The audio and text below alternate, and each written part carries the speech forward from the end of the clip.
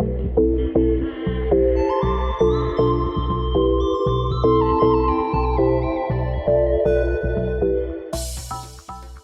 fam, it's Imara Jones. Welcome to the TransLash podcast, a show where we tell trans stories to save trans lives. Before introducing today's show, we're going to take a moment to ask for your help and brag on ourselves. The TransLash podcast has been nominated for a Webby Award, balloon drop.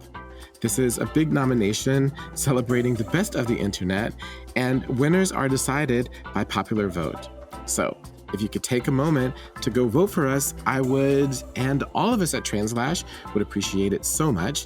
Go to vote.webbyawards.com. You can find our show in the podcast category under diversity and inclusion. You can find the link to vote in the description of this episode as well. Now, onto our show. Since it's time to commemorate Mother's Day, I wanted to take today's show to highlight the moms in our communities. Moms, both chosen and biological, shape who we are in fundamental ways. Trans people are often seen as people without families, but today we will talk to those whose love has had a powerful and positive impact on those closest to them and beyond.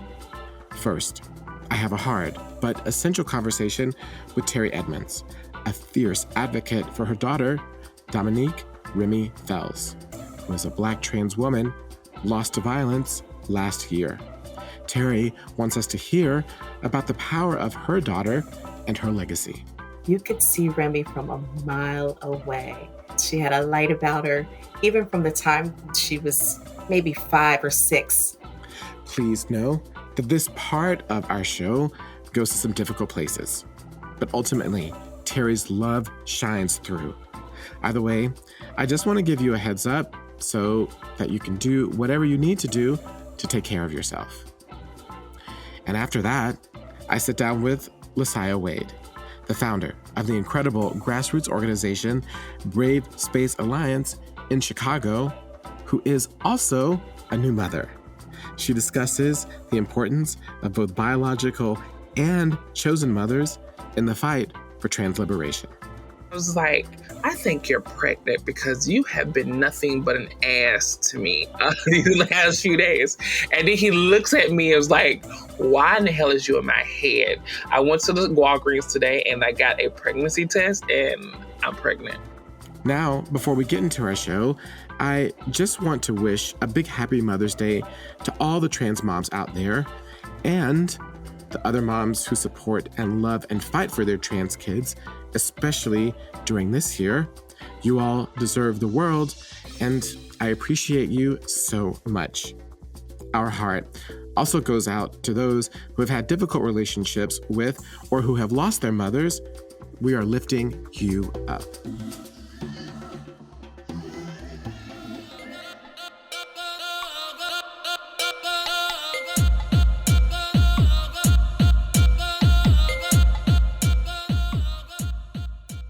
As always, we're going to start off our show with a little bit of trans joy. One thing lifting my spirits this week is the all-important work being done to make sure families have the resources to support their trans children. That's why I'm highlighting Gender Spectrum. It's an organization that runs support groups and does other outreach to make sure trans youth are affirmed and loved. They have specialized groups for Black and POC trans teens and also have gatherings for Spanish speakers. Lillian Rivera is Gender Spectrum's director of family programming. She says they also have meetings geared towards helping parents of trans kids. Our support groups are really a place for parents to meet other parents on gender journeys, to be able to create the community they need in order to be the best present parents that affirm and nurture their children's gender. And most importantly, I've seen parents who have been on this journey a little longer really role model what affirming and nurturing parents for trans children and teens looks like. To Lillian and everyone working at Gender Spectrum, Thank you for the work you're doing to support trans youth and their parents. You are Trans Joy. One perspective that I don't think we hear enough is from the families of trans women who've been lost to violence. These women had full lives, people who loved them, and community. The loss of their lives is deeply felt by the many people who loved and embraced them, but too often they are dehumanized, reduced to the act of violence against them in media and elsewhere. That's why, for our Mother's Day episode, I invited Terri Edmonds to sit down to talk to me about her incredible daughter, Dominique Rem'mie Fells. Friends have described her as a social butterfly, an aspiring fashion designer, and someone who, quote, lived her truth so loud that you could hear her a mile away, close quote. Her life was taken last summer, and the man accused in that murder faces a preliminary hearing later this month. Terri, thank you so much for joining me. I know that this is a difficult time of the year, especially as we come up on Mother's Day. And I know that I speak for everyone who's listening, and of course, everyone at the TransLash podcast team, that we send you our condolences at this very hard moment, and one that you should not be facing. Thank you today for having me, for spending your time in talking with parents of Black transgender women who have hearts, souls, and family that love them, and friends. Absolutely. So I think one of the things that's really important is for us to bring her into the conversation for people who didn't know her. So can you tell us about her, and what would be among the first things we would notice about her? I'm going to go back to the statement. She lived her life that you could see her from a mile away. You could see Rem'mie from a mile away. She had a light about her. Even from the time she was maybe 5 or 6, she loved fashion. She loved being artistic with many things in her life. I don't know if anyone knows, but I used to say she had the talents that I wish that I had when I was her age. At 15, we got a sewing machine. She could make clothing. She could do hair. She could do makeup. She loved people. She loved her Nana and her Pop-Pop. She loved her sisters. She has 2 sisters, Desiree and Dior. And they were her support. And they supported each other. And then I was her support through good and bad times.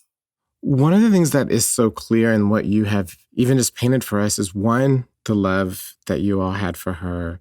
2, the fact that her family was a part of her life and embraced her. And 3, just how full of life and talented she was and gifted she was. And I think that that's a really important story, because so often the idea is that Black trans women are without family and without love and without support. And so I'm wondering if you can just talk to us about how you all were able to embrace her through transition, through becoming the woman that she always was. Well, this is another story within itself.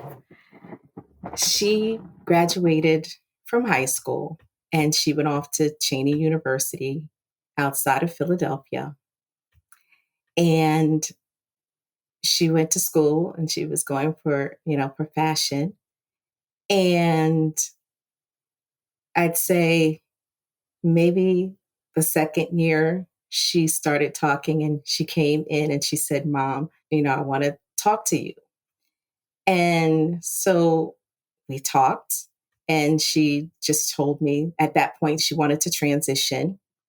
And my words to her were, "I'm fine with whatever you want to do or whoever you would like to become." I said, the only thing as a mother I was concerned is the outside world.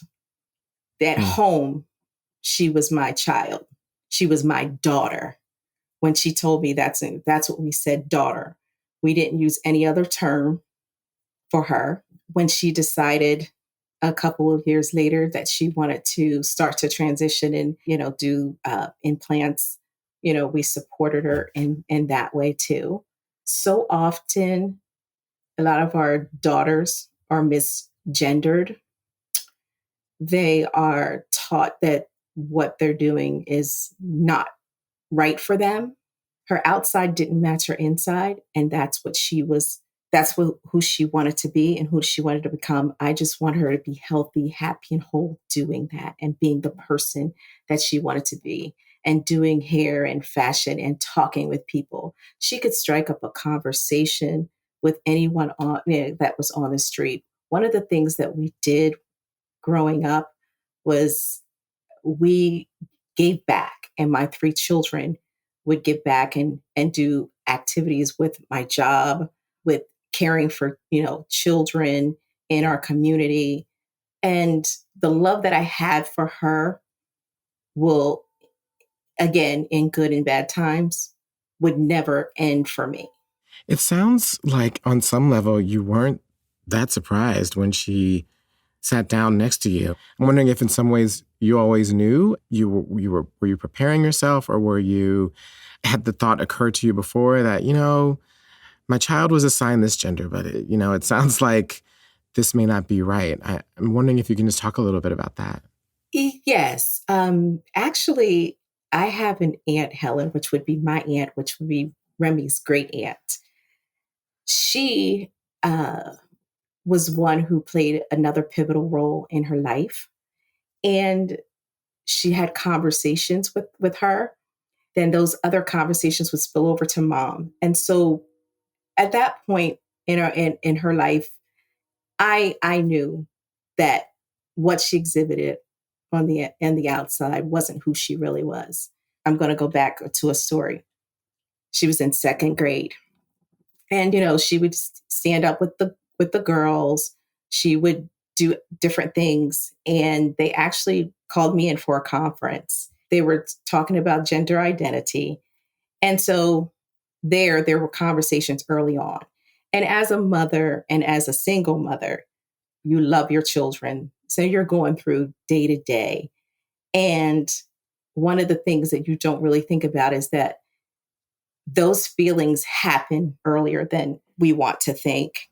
It's just what parents do with it, and being supportive at an earlier age versus an older age, that makes the difference. So I was prepared in that sense. It sounds as if, as well, one of the first things that came to your mind was a concern for Rem'mie's safety. And were you concerned equally all along, or after a while it just kind of went away?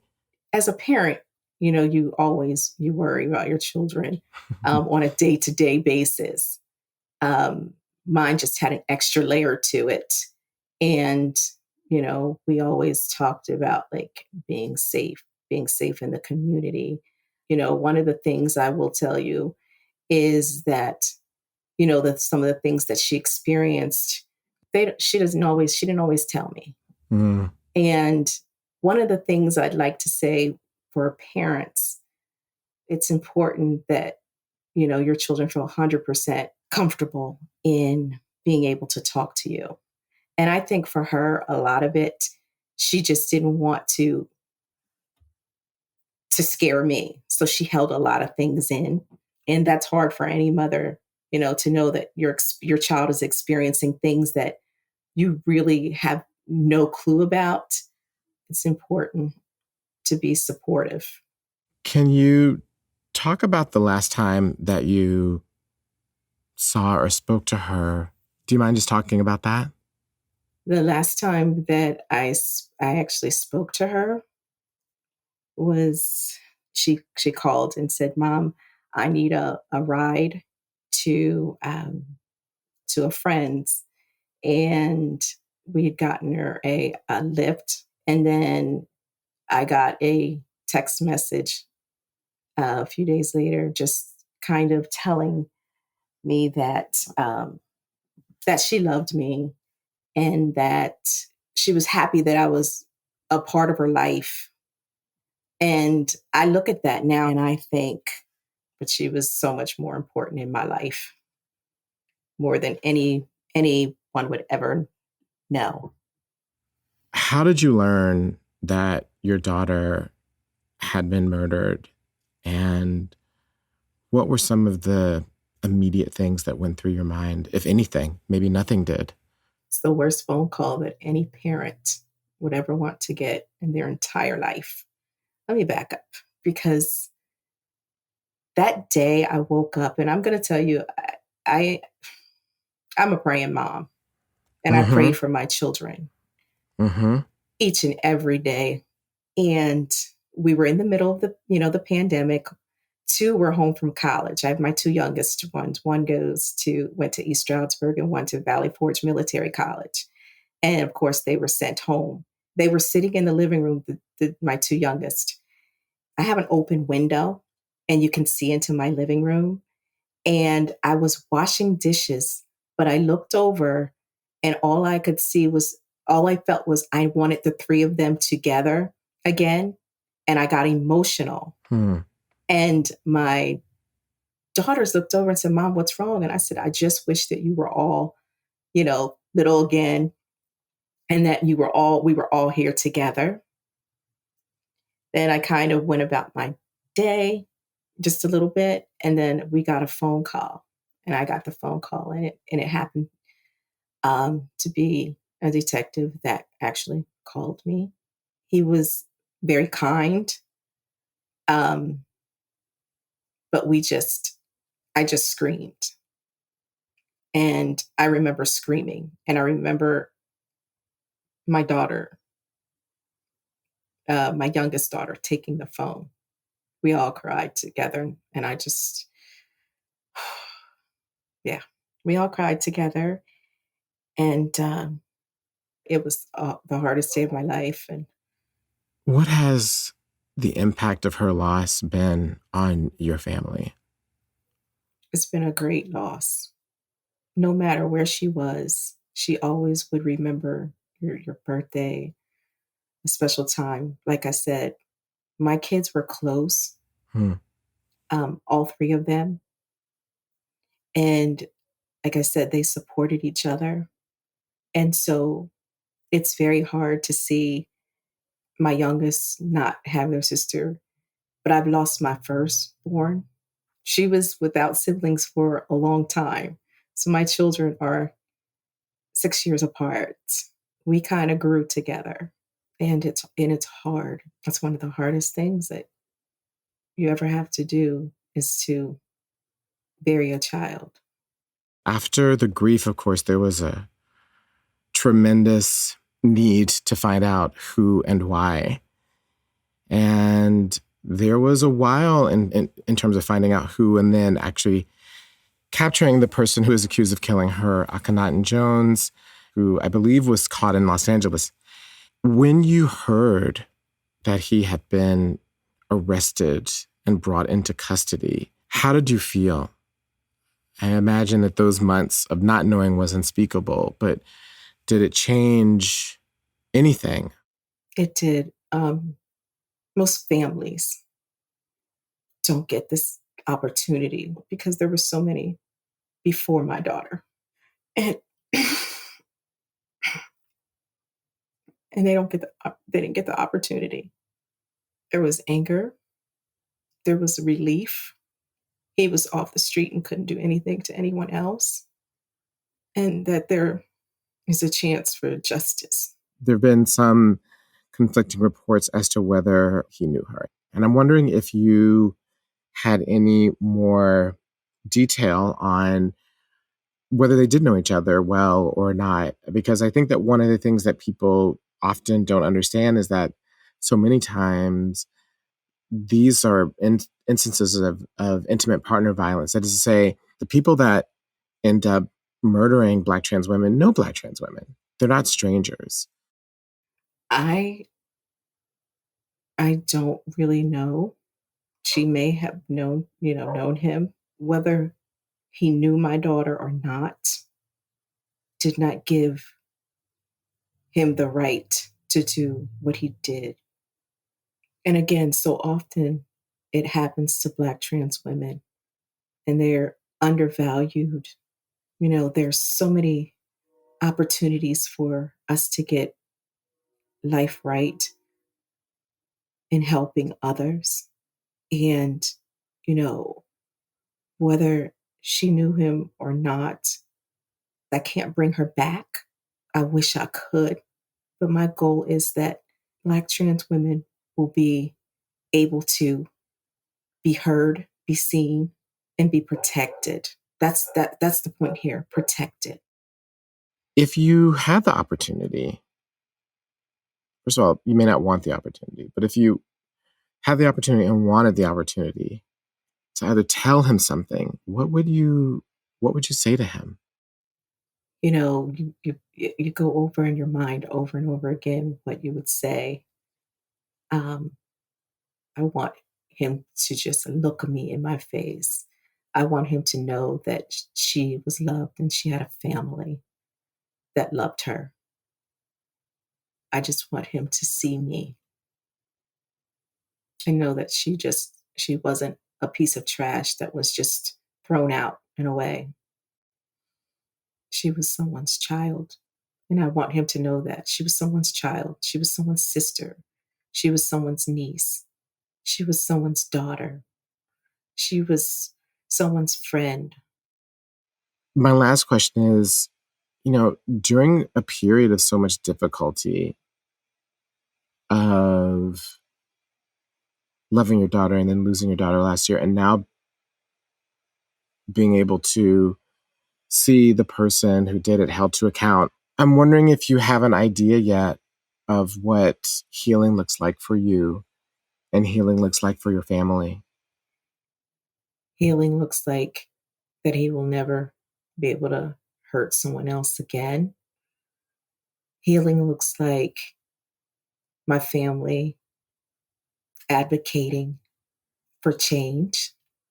Healing looks like taking some things that I found from found of Rem'mie's that she had and how she wanted to help others in the community. I have that. That's my healing. I want to move forward advocating and for change. That's going to be my healing space. Well, I think that everyone listening is 1,000% with you and behind you when you underscore the need for change and for us to have a world, as you said, where Black trans women have supported and are protected. I know that the love that you had for daughter is something that everyone will be able to hear and connect to. And I think, again, we all just honor you and the way in which you love your daughter and are sending you the best as you continue to advocate for a world where there won't be many more obituaries like Rem'mie's. I thank you for allowing me the space to be able to talk today and to be able to uplift her name in a different light, and to let everyone know that there's love in families of Black transgender women. And if you don't feel that, my arms are wide open to give love to Black trans women. Thank you so much. And thank you for joining us. That was Terri Edmonds, the mother of Dominique Rem'mie Fells, a vibrant Black trans woman who was murdered last summer.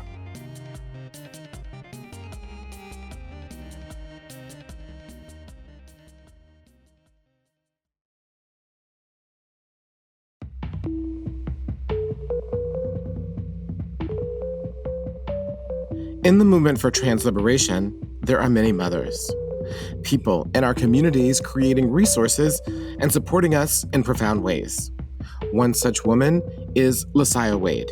She's the founder and executive director of the Brave Space Alliance, the first Black and trans-led LGBTQ center on the South Side of Chicago.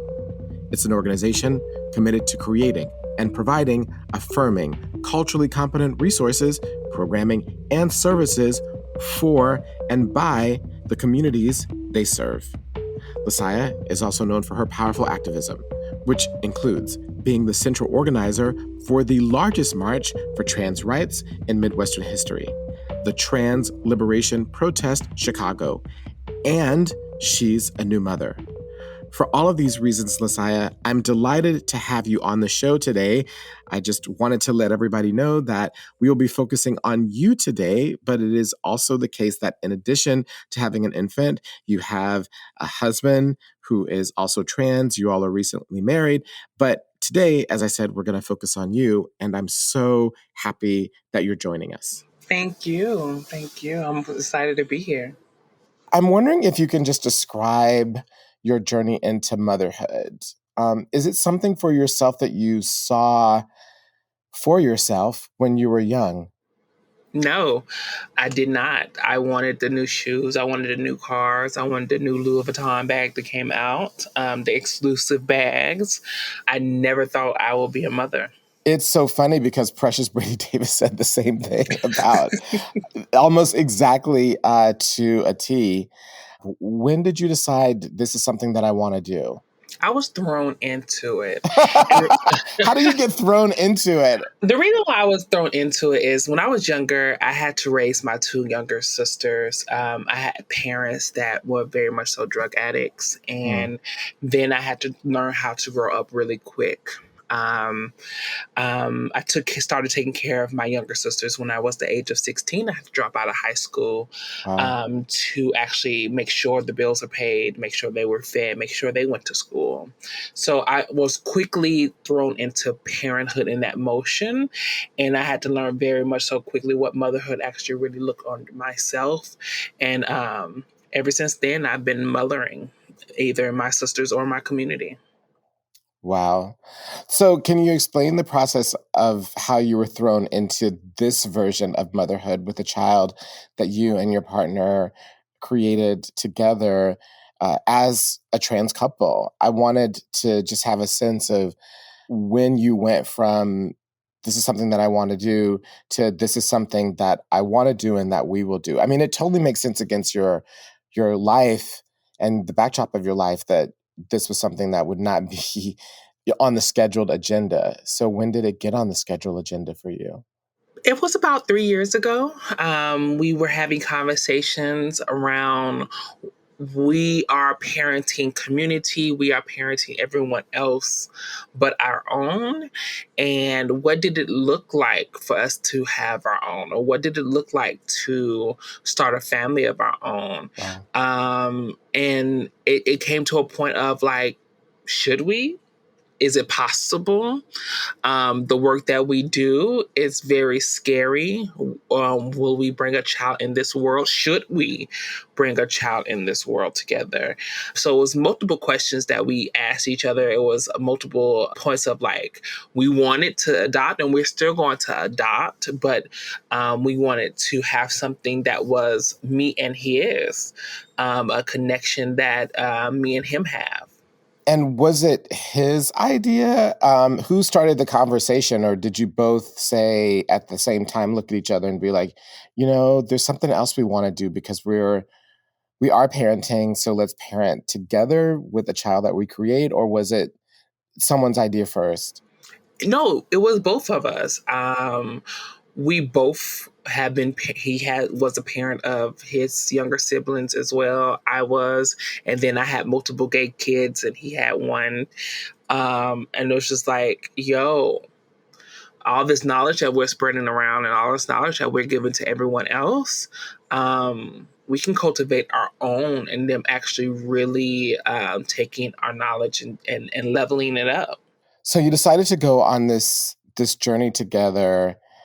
And what did you two learn in the process of getting ready to create, of waiting for the child to get here and then the early months of infanthood? What have you two learned, or how has it shifted you all as a couple? It was a headache. I'm gonna be honest, it was very stressful. He's getting older. I am getting younger. So You mean as your partner's getting older? yes, yes, Okay. yes. As long as they have retinol, I will always get younger. But yeah, we and time was ticking, so it was a point of either we're gonna do it now or we're not gonna do it at all. So once we had that conversation with ourselves, it's like, okay, now we need to dive into it, and then it became a stressful moment of like. Figuring out the times to make sure that we can try to conceive, or what did it look like, or then sex wasn't fun anymore. Right. It was so many things that was like, I love having sex with you, but now I hate having sex with you, because now we have to have sex at particular times, right? And we didn't have people to actually have a conversation with, to like what did it look like for two trans people to actually try to conceive, and explicitly two Black trans people trying to conceive? So, yeah, it was stressful at the beginning. But after one morning, it was a long week of him like really moody at me. And I'm just like, why is he flipping these last few days? And what is happening? And he was in the kitchen. But I came around the corner and I was like, I think you're pregnant because you have been nothing but an ass to me these last few days. And then he looks at me and was like, why in the hell is you in my head? I went to the Walgreens today and I got a pregnancy test and I'm pregnant. Wow. And I'm like, are you serious? Then I went, are you going to be nice to me? I'm like, I don't know. No. That's how we found out. A few months later, after December or March hit, the pandemic hit. And then that's when our journey started. You touched upon this intersection. I think it's really important of being a Black couple and a trans couple and conceiving. How do you think that parenting is different as a Black trans couple and as a Black trans woman? How is it different? We were already as a trans woman, we already received a particular type of violence towards people of like our womanhood, or and explicitly him around his manhood. We were very careful around posting particular things because I have a huge following on Facebook, and explicitly around like feminism, and I knew there will be a particular type of attack that will come towards our identities, right? So we were very careful around having particular language or being in particular spaces, but it was a plus because we had a baby during the pandemic, so we were already home and we wasn't in a lot of spaces. We didn't have to deal with a lot of things that most pregnant people have to deal with outside of society. It was like a double-edged sword back then, and it's still a double-edged sword right now, but we were very careful to navigate that space. Yeah, it's so important. I'm wondering if you have thought about, or what resources you think need to be created for Black trans people and Black trans couples who are creating families and wanting to create families. So with that it's very rare, and what I mean by it is it's a lot of us out there trying to have kids or trying to conceive, or even in partnership with other trans people. So we really had to figure out what queer spaces that we actually are feeling comfortable going into without the oohs and the ahs of like Black trans people are in this space, they're pregnant, and then we have to talk about what it looked like to be anti-Black. Well, we're just trying to really have a baby right now, and focus our energy on that and making sure that he is okay through this moment. Less stress, please, less talk. But how do we make sure we move through this moment of having a baby right now? And explicitly navigating a system where Black pregnant bodies are constantly under worry around, will I make it out on the other end throughout this medical system? So lucky enough that we had his sister. His sister is a midwife and also a nurse, and that was a pinnacle point for us. And also one of our good friends was a midwife as well. So we really had the support that we needed to navigate the medical system if we had to go to the hospital or if we had to go to see a nurse in particular moments. But we really had a sister there. So in the moments, it was just less stress around that. Yeah, I think that it's a really powerful point that we know that infant mortality and Black people who give birth dying are at epidemic and off the charts level. And the reason why they're the highest is, according to the CDC, this is not me making it up, is almost exclusively due to racism. When you isolate for everything else. And then if you layer being on trans on top of that and the stereotypes, I think that it's a really powerful point that you make, and one that we need to focus on even more. And I'm glad that you were able to have the support to navigate that. As you raise your son, as you touched upon before, you all have been very intentful and focused on creating this being and a certain type of being in the world. What do you hope to impart to him as he grows up?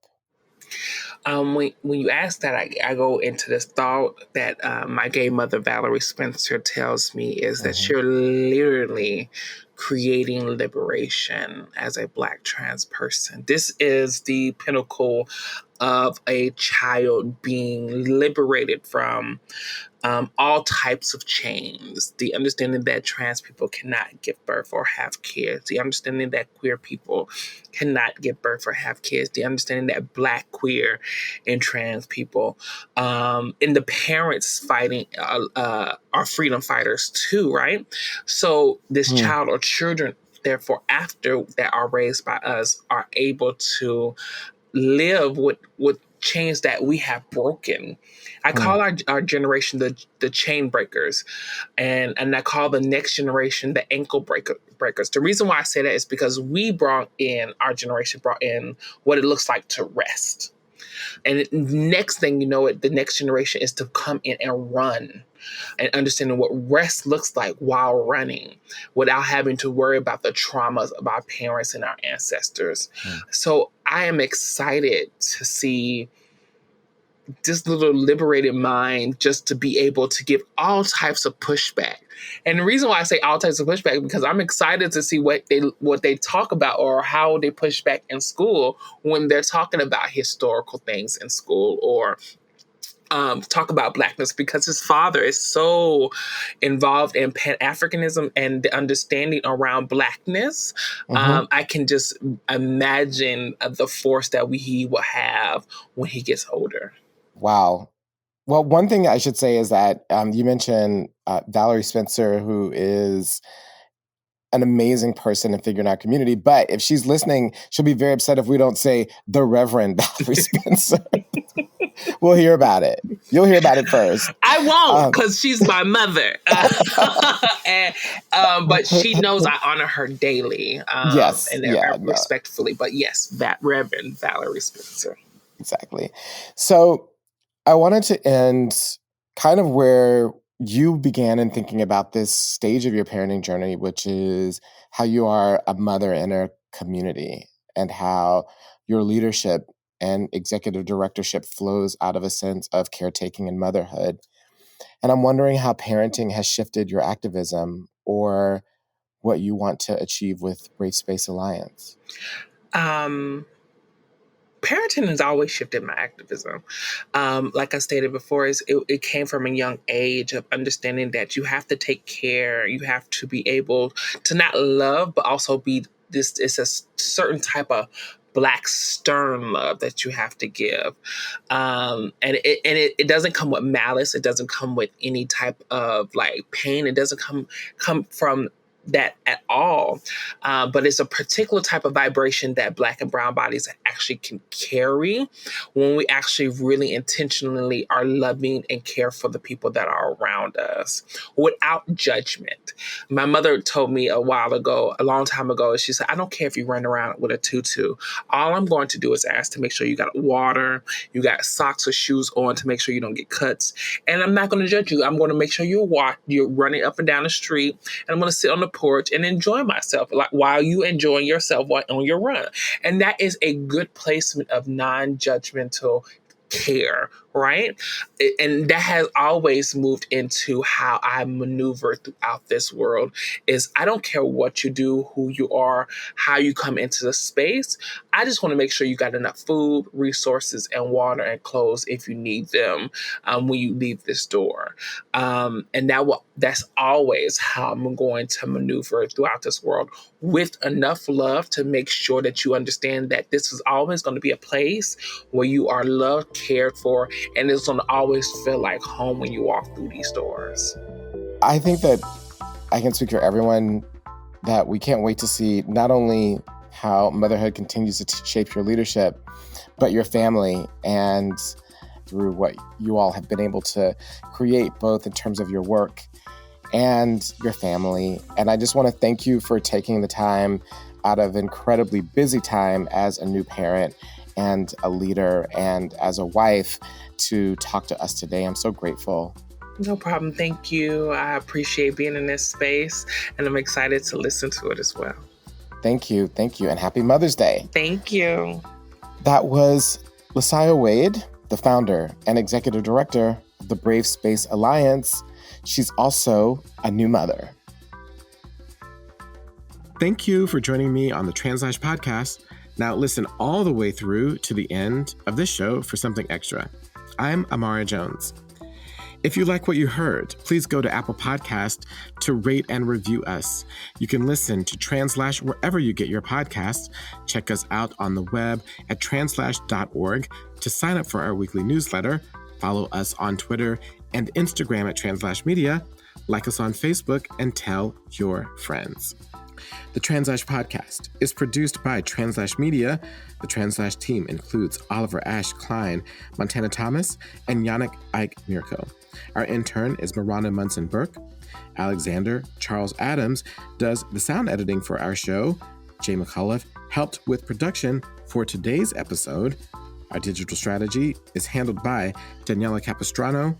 The music you heard was composed by Ben Draghi and also courtesy of ZZK Records.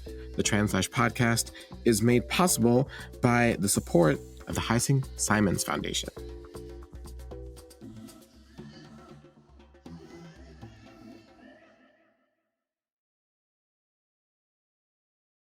All right, TransLash fam, what am I looking forward to? Well, the reality is that my birthday is on Sunday, May 9th. So I'm looking forward to that. Of course, it's going to be weird. One, it's on Mother's Day, and sadly, I lost my mother to cancer 10 years ago. So it's always hard. And I actually learned of her cancer on Mother's Day. Excuse me, I was in New York and was flying to Atlanta that weekend because we were going to celebrate Mother's Day because that weekend, that year was over a weekend. And I called my mom on my birthday, and she was really, really, really ill that day. And I basically forced her to go to the hospital. And I think I flew down the next day, and she was in the hospital. And that began almost a year-long journey into her illness and eventual passing. So that's always a mixed day for me. But I have to say that there's so many people, nearly 600,000 people that will not be here this year. And although I won't be able to celebrate with my friends in the way that I wish, I'm in New York and we could do it outside, but it's going to rain this weekend. I'm grateful to be alive, and I will find other ways to celebrate perhaps later in May or June, but I'm just grateful to be alive. And I don't feel the need to make a massive splash about that because there's been so much loss, and sometimes breath is the gift. That's what I'm thinking about.